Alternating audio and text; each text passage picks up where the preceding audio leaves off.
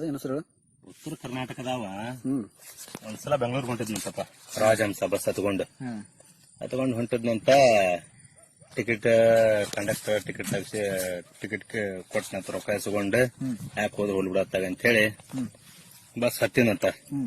Bus ಹತ್ತಿಂದ bus ಬಿಡ್ತಂತ. Bus ಹೋತಂತಪ್ಪ.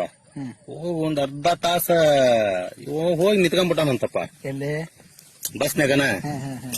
ನಮ್ಮ ರಾಜಹಂಸ ಬಸ್ನಾಗ ಏನ್ ಫೆಸಿಲಿಟಿ ಇರ್ತಾವ, ಒಂದ್ ಸೀಟಿಗೆ ಒಬ್ಬೊಬ್ರು ಒಂದ್ ನೀರಿನ ಬಾಟ್ಲಿ ಕೊಟ್ಟಿರ್ತಾರ, ಒಂದ್ ಬೆಡ್ ಶೀಟ್ ಕೊಟ್ಟಿರ್ತಾರ, ಮತ್ತ ಕುಂದ್ರ ಸೀಟಿನ ಮ್ಯಾಗ ಬೆಡ್ ಶೀಟ್ ಇಟ್ಟಿರ್ತಾರ.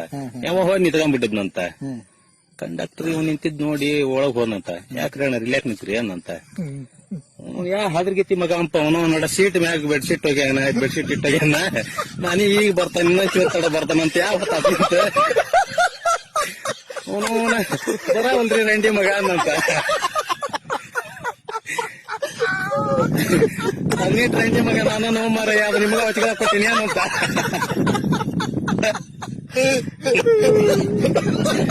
ಹದಿನೆಂಟು ರಂಡಿ ಮಗ ನಾನು ಅದು ನಿಮ್ಗೆ ಹೊಚ್ಚಿಗೆ ಕೊಟ್ಟಿರ್ತೀವ ಮರ ತೆಗೆದು ಕುತಗ ಅನ್ನಂತ.